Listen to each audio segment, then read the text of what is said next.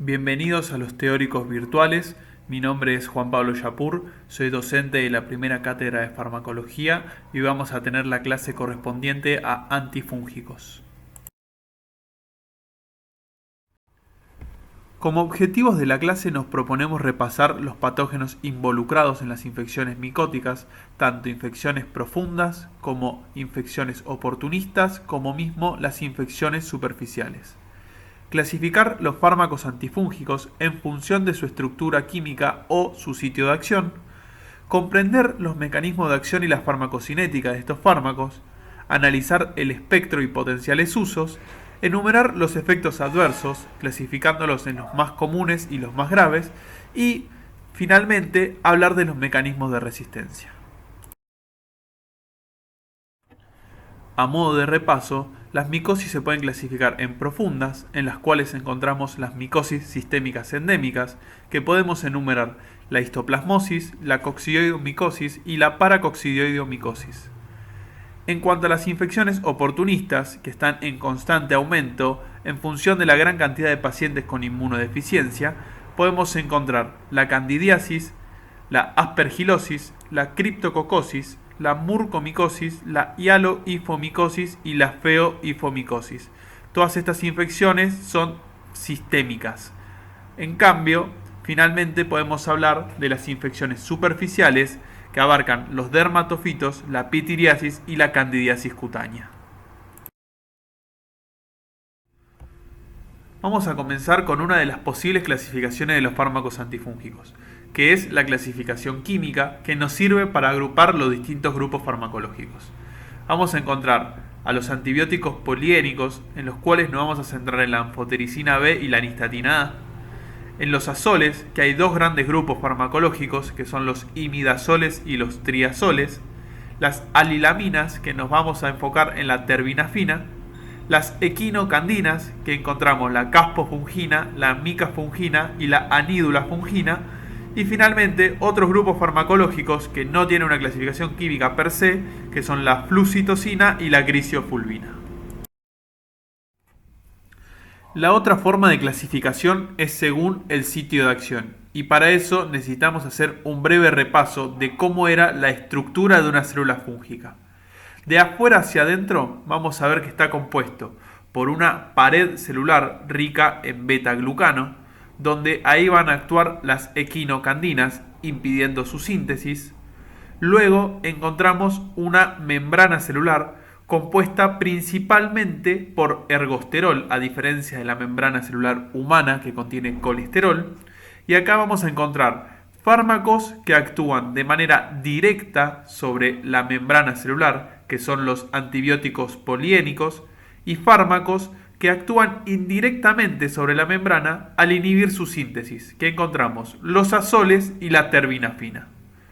Otros grupos actúan sobre el sistema de microtúbulos, en los cuales encontramos a la grisiofulvina, y finalmente fármacos que actúan a nivel del ADN, que es la flucitosina. Vamos a comenzar con los antibióticos poliénicos. Dentro de ellos encontramos a la anfotericina B y a la nistatina A. A modo de introducción, estos fármacos son anfipáticos. Esto va a ser muy importante en su mecanismo de acción, ya que presentan una región polar y una región no polar. Son fármacos que actúan sobre la membrana celular del hongo y a la vez son fungicidas. Esto quiere decir que llevan a la lisis de la célula fúngica. Tienen un estrecho rango terapéutico que vamos a ir viendo las posibles complicaciones del uso de este fármaco. Y finalmente hay que aclarar que son de amplio espectro. Esto quiere decir que incluyen más de un reino microbiológico. En cuanto al mecanismo de acción, estos fármacos presentan mayor afinidad por los esteroles, la cual es mucho más marcada sobre el ergosterol que por sobre el colesterol, lo cual justifica su mayor toxicidad sobre la célula fúngica. Una vez que este fármaco llega a la membrana celular, se une en relación 1 a 1 con el ergosterol y gracias a su estructura química forma poros en la membrana celular, la cual lleva a un desequilibrio hidroelectrolítico con consecuente activación de mecanismos de lisis celular, lo cual explica por qué estos fármacos son fungicidas. El principal inconveniente que tienen estos fármacos es que deben pasar primero la pared celular. Se cree que esto se logra durante la fase de crecimiento logarítmica del hongo, en la cual la pared celular no está completamente formada y permite el pasaje de anfotericina B. Otra forma de lograrlo es de manera sintética, por medio de la administración de otro fármaco que actúe sobre la pared celular. En este caso son las equinocandinas. Este sinergismo de potenciación en los ensayos clínicos no mostró mejores resultados a pesar de aumentar el área bajo la curva de anfotericina B. En cuanto a la farmacocinética de la anfotericina B, vamos a encontrar varias cuestiones a remarcar. Una de ellas es su vía de administración. La principal es la vía intravenosa, en la cual se prefiere un goteo lento por vía central, asociado a dextrosa al 5%. No se recomienda dar con solución salina en la misma preparación, ya que genera la precipitación del fármaco. Hay ciertas cuestiones como la luz, el calor y los pH extremos en las cuales inactivan a la anfotericina B y hay que tener cuidado. En caso de que se decida administrar por vía intravenosa periférica, se debe rotar constantemente el sitio de infusión y se debe dar heparina, ya que esta vía genera tromboflebitis. Otras posibles vías de administración son la intratecal, la intravítrea e incluso la intravesical. Se prefiere la vía intratecal en casos de meningitis, ya que como vamos a ver, este fármaco no atraviesa la barrera hematoencefálica. No se administran por vía oral, ya que su absorción es prácticamente nula. Dentro de su distribución tiene una alta unión a proteínas plasmáticas, aproximadamente un 90%, una amplia distribución, concentrándose en pulmón, riñón y vaso. En cuanto a su metabolismo, es importante remarcar que es prácticamente escaso o nulo, generalmente es por degradación, y su excreción es prácticamente nula por nivel renal y biliar. Por ende, en insuficiencia hepática o renal no va a alterar las concentraciones y no requiere el ajuste de dosis. Tiene una vida media de 15 días aproximadamente.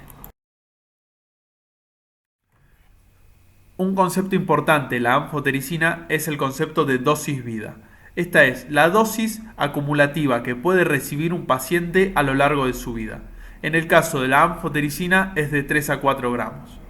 Una vez que se superan estos valores, comienza a haber mayor incidencia de efectos adversos, sobre todo a nivel renal. Pero en el caso de que un paciente tenga una infección micótica diseminada, se evalúa siempre el riesgo-beneficio de la administración de anfotericina y su dosis vida. Lo antes dicho aplica a la primera presentación de anfotericina B, que es la convencional o desoxicolato. Ante estos inconvenientes de la dosis vida y su mayor riesgo de nefrotoxicidad, se crearon nuevas formas de presentación en las cuales se les agregó un grupo proteico o un grupo lipídico y formaron las anfotericina liposomal, la complejo lipídico y la dispersión coloidal. Estas presentan menor riesgo de nefrotoxicidad, no tienen dosis vida, ya que tienen una dosis letal 50 mayor, tienen menores efectos asociados a la infusión, pero en cuanto a la eficacia, se compararon las nuevas presentaciones con la convencional y tienen la misma eficacia y tienen el problema de que son más costosas. En cuanto al espectro, debemos recordar que son fungicidas de amplio espectro, es decir, incluyen dos reinos microbiológicos. En cuanto a los hongos, van a ser efectivos frente a Aspergillus, Blastomyces, Cándida, Cryptococcus neoformans, las micosis sistémicas endémicas, mucormicosis y Sporotrix schenckii. A su vez, en cuanto a los parásitos, va a ser útil en caso de leishmania visceral y en el caso de meningitis por Naegleria fowleri. De esto se desprenden las principales indicaciones de la anfotericina B, que son la meningitis por criptococo, la aspergilosis invasiva que no responde a soles, las micosis sistémicas endémicas, las mucormicosis, paciente neutropénico febril que no responde al tratamiento antibiótico, la leishmaniasis visceral y la meningitis por Naegleria fowleri. Los efectos adversos de la anfotericina B pueden ser clasificados por la administración, por la dosis o duración del tratamiento y principalmente los efectos adversos a nivel renal. En cuanto a los efectos adversos por la administración, principalmente vamos a encontrar cefalea, hipotensión arterial, fiebre y escalofríos. Esto se debe por la liberación de citoquinas y de prostaglandina E2 ante la infusión de anfotericina, lo cual es evitable con la administración previa de AINES o de hidrocortisona, aunque ante dosis subsecuentes de anfotericina estos efectos adversos tienden a disminuir. Luego tenemos la tromboflebitis por la administración en una vía periférica, la cual es evitable rotando y administrando heparina, la aracnoiditis en caso de administración intrarraquídea y también puede haber irritación local en caso de la administración por vía tanto intravítrea como intravesical. En cuanto a los efectos adversos por la dosis o duración del tratamiento, encontramos efectos adversos gastrointestinales como náuseas, vómitos y pérdida de peso, reacciones de hipersensibilidad, principalmente el más importante es la hepatotoxicidad, que es muy raro, pero que en caso de que aparezca debe suspenderse la administración de anfotericina B. Ahora nos vamos a centrar en la nefrotoxicidad producida por anfotericina B. Se produce en un alto porcentaje de pacientes y en la mayoría de los casos es reversible. La podemos clasificar en función del tipo de daño que produzca. Puede producir un daño glomerular, el cual se debe a vasoconstricción aguda de la microvasculatura por la liberación de citoquinas, lo cual va a llevar a una disminución del filtrado glomerular con aumento de la creatinina sérica.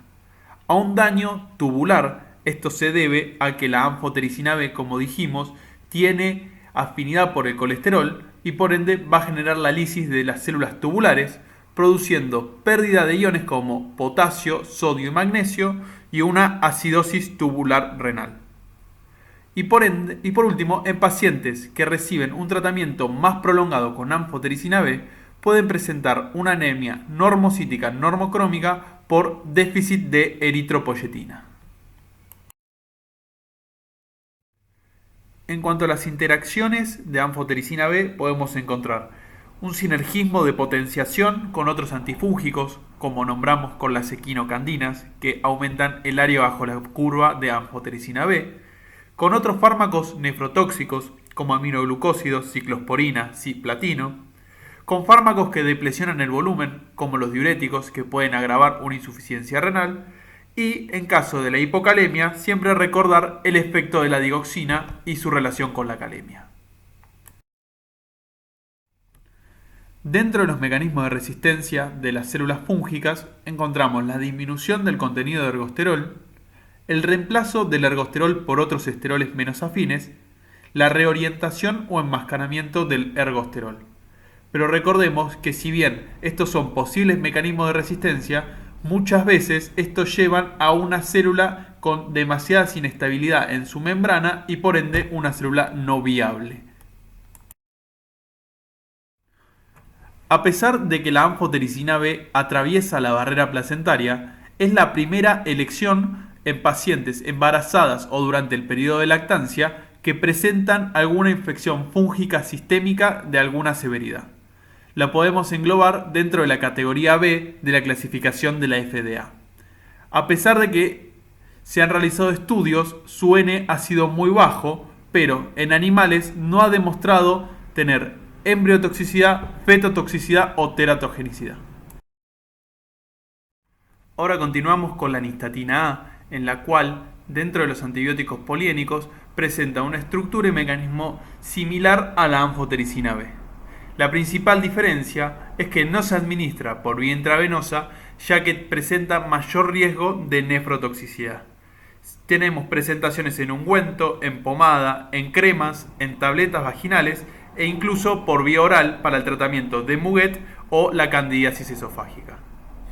Los principales efectos adversos van a ser el sabor amargo y las potenciales náuseas. Ahora continuamos con un grupo farmacológico que actúa en la membrana celular, pero en este caso de manera indirecta, que son los azoles. Tenemos dos grandes grupos, los imidazoles, en los cuales su mayoría son de presentación tópica. Podemos nombrar al clotrimazol, al miconazol, al ketoconazol, que es el único que viene en formulación por vía oral y tópica, al econazol, al tioconazol y al sertaconazol. Y por otro lado, encontramos a los triazoles, que en su mayoría son de presentación sistémica, tanto vía oral como intravenosa, en los cuales encontramos al fluconazol, al itraconazol, al voriconazol, al posaconazol y al más actual, que es el isavuconazol. En cuanto al mecanismo de acción, los azoles inhiben de manera no competitiva y reversible la enzima 14-alfa-desmetilasa, que está encargada del paso limitante de la síntesis de ergosterol, que es de lanosterol a ergosterol. Esto lleva a un agotamiento del ergosterol de la membrana y acumulación de metilesteroles tóxicos que llevan a la detención del crecimiento del hongo. Por eso se dice que los azoles son fungi estáticos. Dentro de los imidazoles nos vamos a centrar en el clotrimazol y el miconazol, que dentro de los tópicos comparten varias características en cuanto a farmacocinética, espectro y efectos adversos. Y aparte vamos a hablar del ketoconazol, que como dijimos es el único de los imidazoles que viene en presentación oral. En cuanto a la absorción, por piel sana es relativamente baja, menor al 1%, pero por vía vaginal o por piel lesionada, esta absorción puede llegar al 10%. Al ser tan baja la absorción, su distribución y su metabolismo es prácticamente nulo y se excretan por descamación del estrato córneo. En los efectos adversos son generalmente a nivel local, que pueden ser eritema, prurito, edema, urticaria en la zona de aplicación. El espectro cubre tanto cándida como dermatofitos. Ahora, en cuanto al ketoconazol, puede administrarse por vía tópica o por vía oral junto con las comidas, que aumenta su absorción. Tiene una amplia distribución, pero no pasa la barrera hematoencefálica. Un metabolismo hepático con excreción biliar. Y dentro de sus efectos adversos, al tener una absorción y un mayor efecto sistémico, vamos a encontrar la hepatotoxicidad, el efecto disulfiram cuando se combina con alcohol, prolongación del intervalo QT e inhibición de la síntesis de hormonas esteroideas. Este efecto adverso fue utilizado para el tratamiento de la enfermedad de Cushing. En cuanto al espectro, encontramos blastomices, micosis sistémicas endémicas, cándida y tiñas por dermatofitos. En cuanto a los triazoles, vamos a hacer primero una comparación de su farmacocinética. En cuanto a sus posibles vías de administración, los 5 triazoles se encuentran tanto en vía oral como por vía intravenosa. En cuanto a la distribución, solo el fluconazol y el voriconazol consiguen concentraciones terapéuticas en el líquido cefalorraquídeo. Es importante destacar que el itraconazol es uno de los que no pasa barrera hematoencefálica.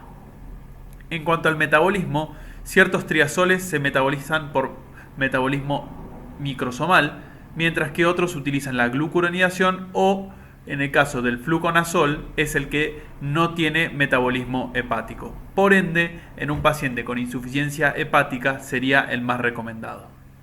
En cuanto a los citocromos involucrados, tenemos el citocromo 3A4, que metaboliza al itraconazol y al isavuconazol, mientras que el citocromo 2C9 y 2C19 metaboliza al voriconazol. El posaconazol, en cambio, presenta metabolismo hepático por glucuronidación, por ende va a haber menores interacciones farmacocinéticas. En cuanto a la excreción, hay que tener en cuenta que en caso de insuficiencia renal, el fluconazol requiere ajuste de dosis, ya que su excreción es principalmente por vía renal, mientras que los demás azoles tienen nula o mínima excreción renal y su excreción es por heces.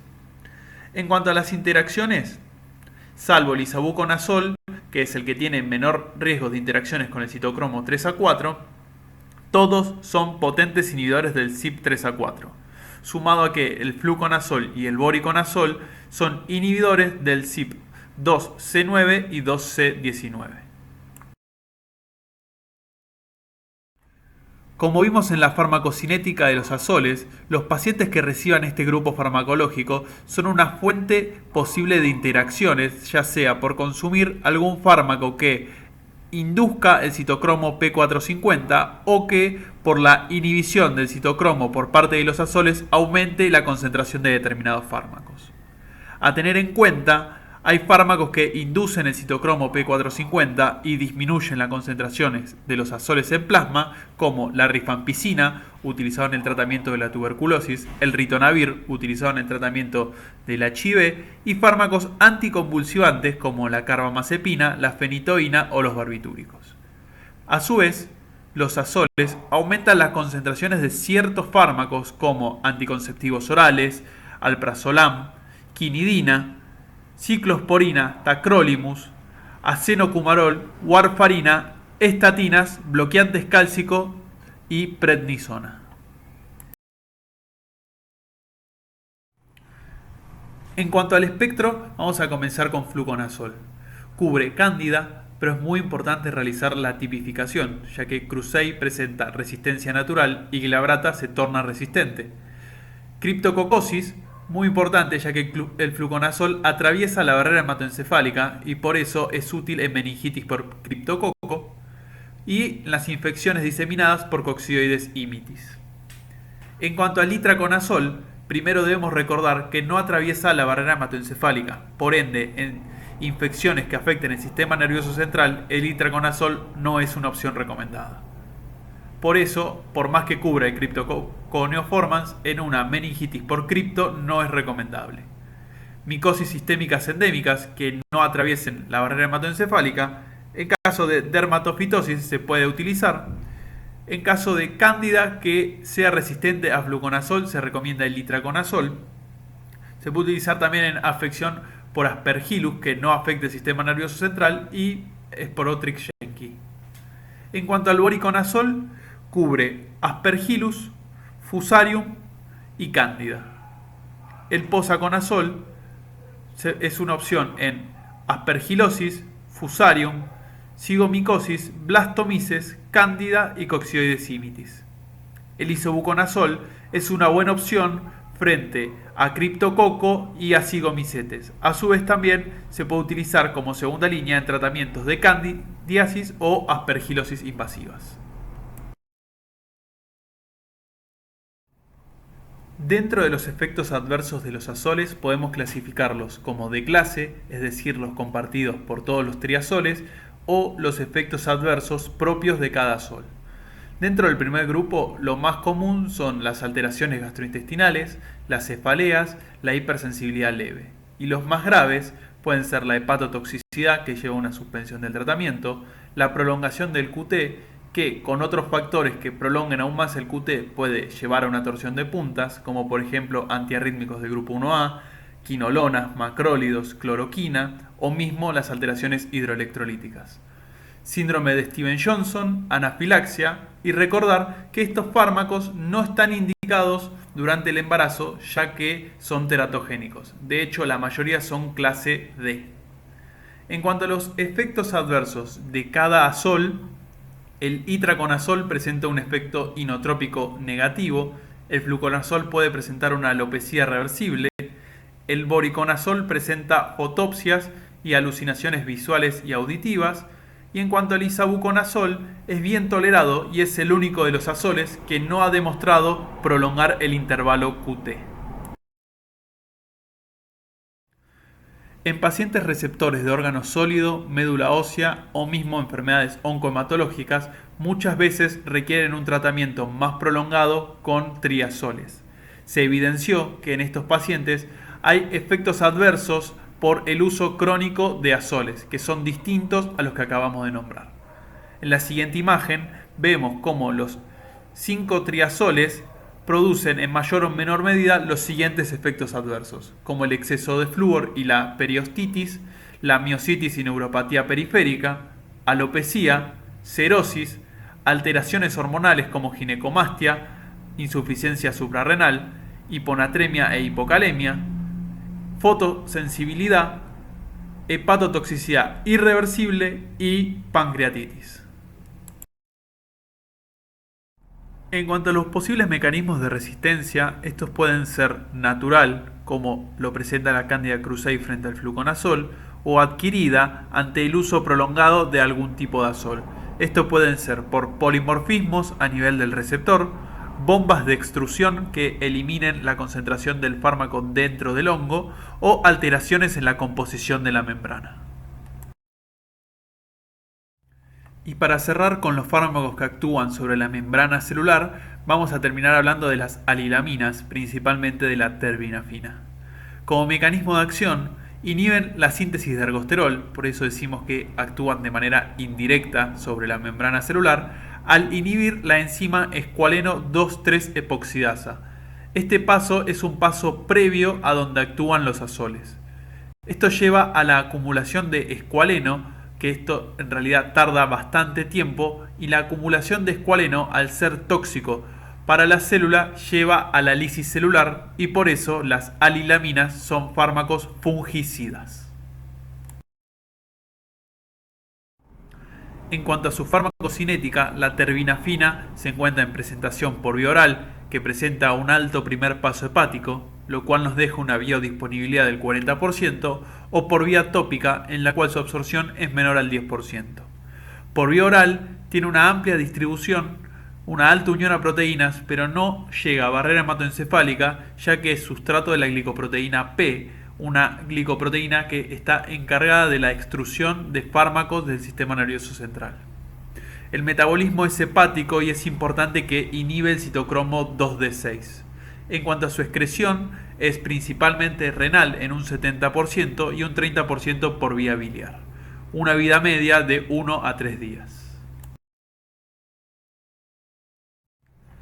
En cuanto al perfil de efectos adversos, la terbinafina es un fármaco con baja incidencia de efectos adversos. Los más frecuentes, cuando se dan por vía oral, son el malestar digestivo, la cefalea y puede haber exantema.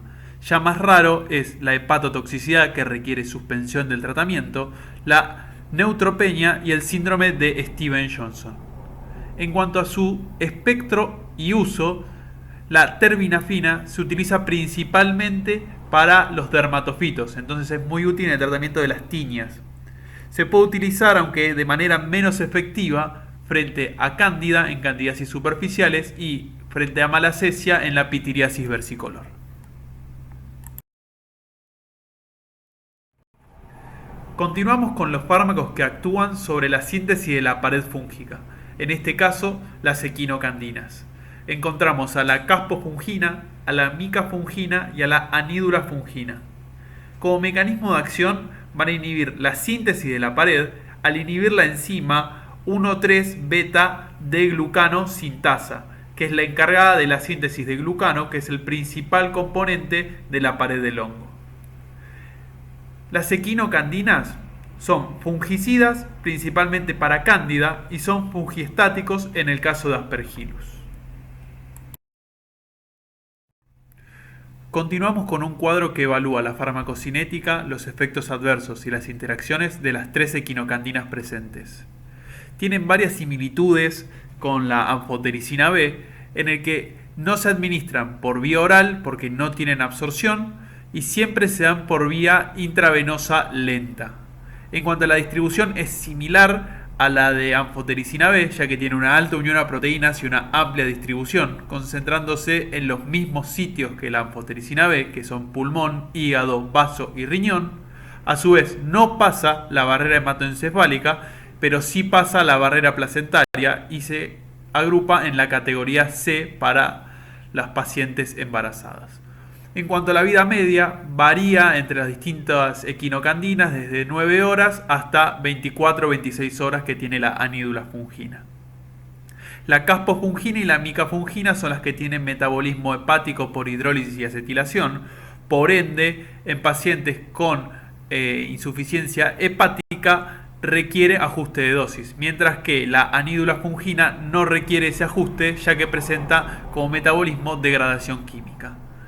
La excreción es prácticamente nula por vía renal y un cierto porcentaje es por vía biliar. De vuelta a lo mismo de la anidulafungina. En cuanto a los efectos adversos, Tiene los efectos adversos similares a la anfotericina B, en que los efectos por la infusión son los mismos: fiebre, exantema, escalofríos, flebitis, náuseas, puede presentar hipocalemia, y a diferencia acá, en vez de tener nefrotoxicidad, el efecto adverso más temido es el aumento de las transaminasas, que puede llevar a una discontinuación del tratamiento. En cuanto a interacciones, la más importante a remarcar es con anfotericina B, ya que aumenta el área bajo la curva de esta última. En cuanto al espectro y potenciales usos de las equinocandinas, los dos más importantes son que cubre cándida y está indicada en candidemia o en candidiasis esofágica, y aspergillus, indicada en aspergilosis pulmonar resistente sobre todo a los azoles. Luego también incluye en su espectro, pero con menor actividad, blastomices, histoplasma y coccidioides. Y es muy importante que no presenta actividad frente a Cryptococcus neoformans. Continuamos con un fármaco que actúa a nivel del sistema de microtúbulos, que es la grisofulvina. Es un fármaco con gran liposolubilidad, por ende pasa por difusión pasiva hacia el interior del hongo. Allí interactúa con ambas subunidades de la tubulina polimerizada, degradando la formación de microtúbulos, y por ende se evita la formación del uso mitótico. Esto lleva a una inhibición de la mitosis, y como resultado se forman células multinucleadas con macronúcleos y aneuploidía. Por ende, la grisofulvina es fungiestático.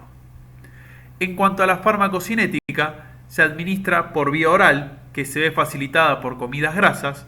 Tiene como distribución una alta afinidad por las células productoras de queratina, un metabolismo hepático que induce a su vez al citocromo 2C9 y una excreción por vía renal. En cuanto al espectro de la grisofulvina, encontramos que cubren a los dermatofitos, que constituyen su única indicación. Ahora vamos a hablar de los efectos adversos, en los cuales se enumeran las cefaleas, las alteraciones en el sistema nervioso central, las alteraciones gastrointestinales, la posible hepatotoxicidad que puede llevar a una suspensión del tratamiento, alteraciones hematológicas y reacciones de hipersensibilidad. Hay que recordar que la grisofulvina es un fármaco teratogénico y genotóxico. La mujer debe evitar el embarazo hasta un mes después del tratamiento, y el hombre debe utilizar un método de barrera por lo menos hasta 6 meses post tratamiento. Y por último vamos a hablar del fármaco que actúa a nivel del ADN micótico. Esta es la flucitosina. Una vez que ingresa y llega al citoplasma, la flucitosina se desamina en 5-fluorouracilo, que es un antimetabolito, por la desaminasa de citosina. Esta enzima no se encuentra en las células humanas y por ende este fármaco no afectaría de gran manera a las células humanas. Luego, este continúa su camino hasta inhibir la timidilato sintetasa, impidiendo la síntesis de ADN. Dentro del espectro de la flucitosina encontramos a Cándida, Aspergillus y Cryptococcus neoformans. Como indicaciones se desprende la Cryptococcosis meningia junto a anfotericina B, ya que la asociación de estos dos fármacos demostró una mejor respuesta en esta patología.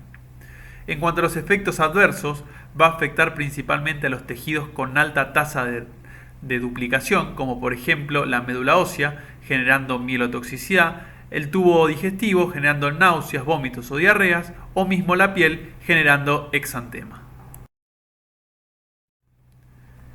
Muchas gracias, esto ha sido todo, espero que les haya servido. El fin de este teórico no es reemplazar la bibliografía que recomienda la cátedra, pero sí puede ser una guía útil para enfocarse en los fármacos principales.